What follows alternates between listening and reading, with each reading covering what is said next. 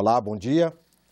Esta edição do Senado Agora começa com a agenda das comissões do Senado para amanhã desta quinta-feira. A Comissão de Relações Exteriores sabatina embaixadores, Renato Mosca de Souza para a Eslovênia e Paulo César Meira de Vasconcelos para Israel. Também na pauta da reunião está o exame do acordo de cooperação e facilitação de investimentos entre o Brasil e o México. A audiência na Comissão de Direitos Humanos debate a reforma da Previdência sob o enfoque dos servidores da segurança pública. A Comissão Mista da Medida Provisória 760 tem reunião para debater as mudanças previstas na medida. A MP alterou as regras de acesso de praças ao quadro de oficiais da Polícia Militar e do Corpo de Bombeiros Militar do Distrito Federal. Outra comissão mista de medida provisória faz audiência para discutir matéria.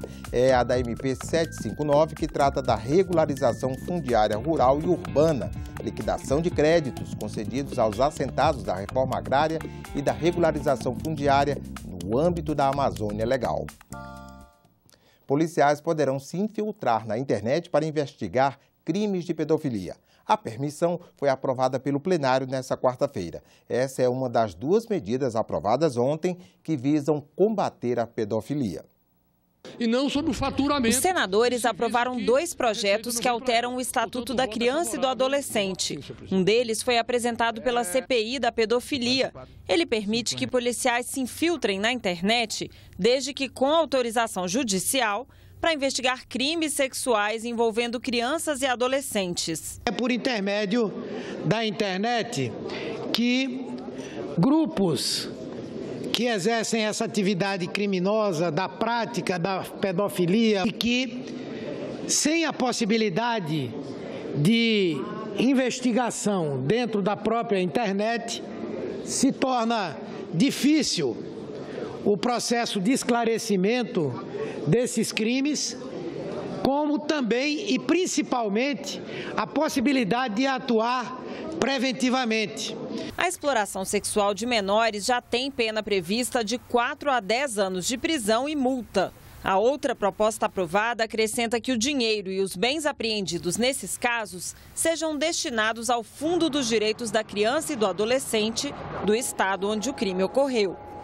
Uma pessoa que é proprietário de uma casa e usa a sua casa, senadora Vanessa, para fazer um prostíbulo para exploração sexual da criança e do adolescente, uma vez configurado esse crime, ele, além da prisão, além da multa, se ele for dono daquele imóvel, ele vai perder a casa. Para virar lei, as 2 propostas precisam da assinatura do presidente Michel Temer.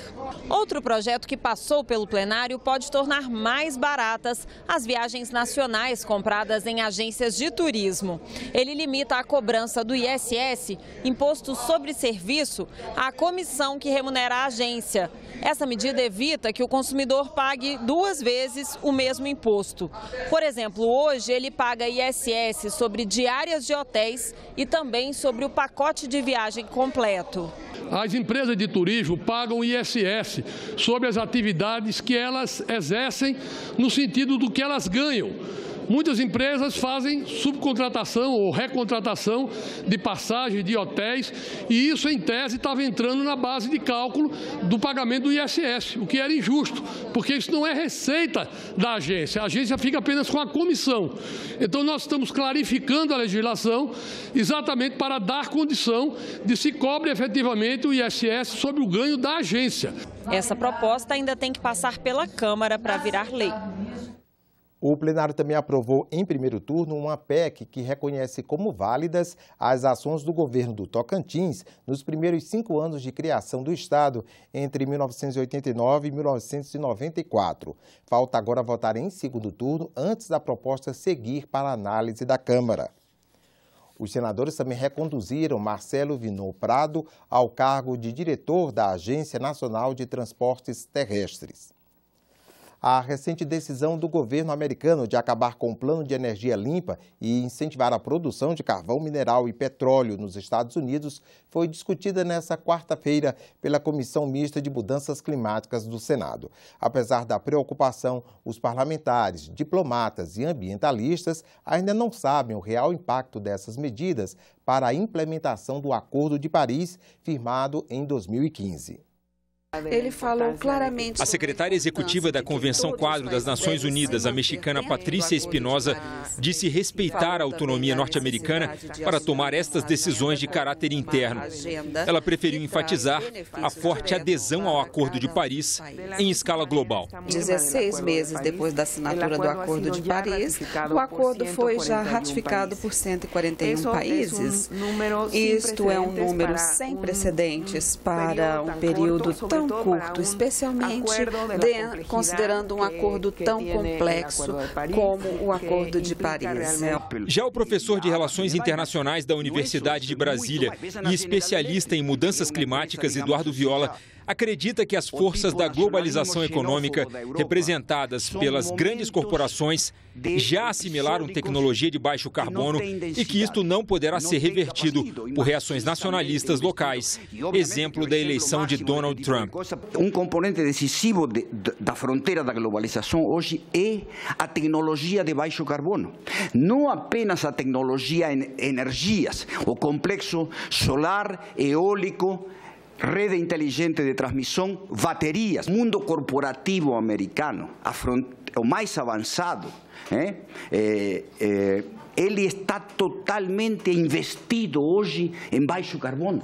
É muito diferente de 10 anos atrás. As reações nacionalistas, tipo Trump, o tipo nacionalismo xenófobo da Europa, são momentos episódicos que não têm densidade. Não tem capacidade de triunfar.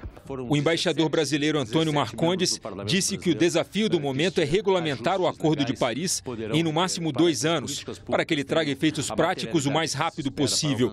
Além da posição norte-americana, Marcondes apontou outra dúvida que vem da Europa. Qual será a questão a saída do Reino Unido? Qual será a divisão do bolo, da torta de emissões europeias com a saída de um ator importante como o Reino Unido da União Europeia? O senador Jorge Viana, presidente da Comissão Mista de Mudanças Climáticas, afirmou que o Brasil deve encarar o Acordo de Paris não como uma obrigação a ser cumprida, e sim como uma oportunidade. Imagine se nós estabelecermos uma meta, que ainda ficou um pouco fora, transporte, que está ali também, mas uma meta nos grandes centros, nós mudarmos a matriz, a fonte de energia passar a ser energia elétrica, que a nossa matriz é renovável.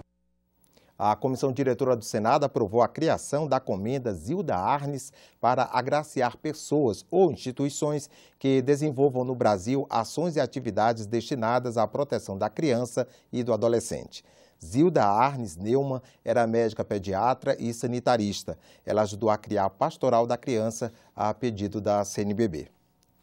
Aprovado o relatório da Comissão Mista da Medida Provisória que altera regras de concessão para ferrovias, rodovias e aeroportos. Agora, o texto precisa passar pelos plenários da Câmara e do Senado para não perder a validade. Os 2 pontos centrais são permitir que uma concessão seja prorrogada antes de chegar ao fim e a possibilidade de relicitação, ou seja, encerrar um contrato que não esteja funcionando e abrir um novo processo licitatório. Essa medida provisória ela busca reduzir o custo de produção, ela busca minimizar o custo para o trabalhador brasileiro e agregar valor para quem exporta. O ponto mais debatido para a aprovação do relatório foi a garantia de passagem nas ferrovias. O que acontece é o seguinte: a concessionária responsável pelo trecho ferroviário deve abrir espaço para outros usuários aproveitarem a estrutura. O senador Caiado queria garantir uma janela de pelo menos 20% para terceiros. Como é que eu vou poder amanhã responder ao setor da economia do meu estado de Goiás a passar de uma ferrovia? Todos nós vamos ficar lá olhando a ferrovia passar e nós, goianos, vendo, parabéns, está servindo a empresa tal, servindo a empresa tal, e nós estamos aqui sem poder transitar com o nosso produto. A preocupação do senador Caiado é que os produtores locais não tenham como usar a estrutura ferroviária para escoar a produção. Já o relator da matéria garantiu que o texto é suficiente para dar a passagem a terceiros. Ele explicou por que não colocou um percentual mínimo nessa estrutura. Se eu reservar uma parcela para alguém que no futuro, não sabemos quando, num prazo de 30 anos de concessão, possa vir a utilizar esse percentual, aquele que está tendo a carga transportada está pagando pela manutenção de uma parcela da ferrovia que fica ociosa. O relatório também dá uma chance de renegociação às concessionárias que não estão em dia com os seus deveres. Em contrapartida, haveria uma redução nas tarifas de pedágio. Ficamos por aqui. Você pode rever essas e outras reportagens em nossa página na internet, senado.leg.br/TV. Continue com a gente.